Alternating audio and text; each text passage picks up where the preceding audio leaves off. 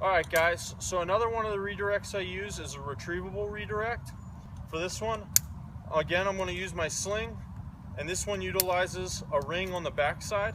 It needs to be a small ring, and I'll show you why. But for this one, we're going to pass the sling around, and this one also needs an appropriate branch union, so that's one of the downsides. For this one, I'm going to take a bite of rope after I've lanyarded it in and pass that bite through the small ring. I'm going to need a secondary carabiner, and that one's going to take that bite and trap it, so I can pre-tension this one to some degree. And the second carabiner will get clipped on above. I shorten it up so that it stays close to the union that I'm going to use,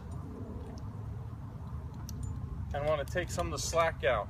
I like when mine can share the load, and this one you can do that if you set it appropriately. So right now it's not retrievable. If I take the tail of my line or a second line, I can tie it off to this carabiner here, and I'll tie it off with a bunt line hit. And as I go about and work, I'm going to come to a point where I want to retrieve it, lanyard in, and this another downside is it takes 3 times the amount of rope to retrieve it.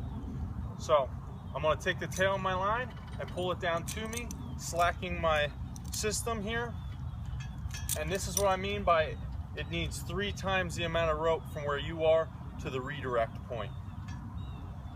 I'm going to unclip out of that bite, take my carabiner off. That bite's going to go up and pass through that ring, and then the whole system can slide back to me. So it's retrievable in that manner.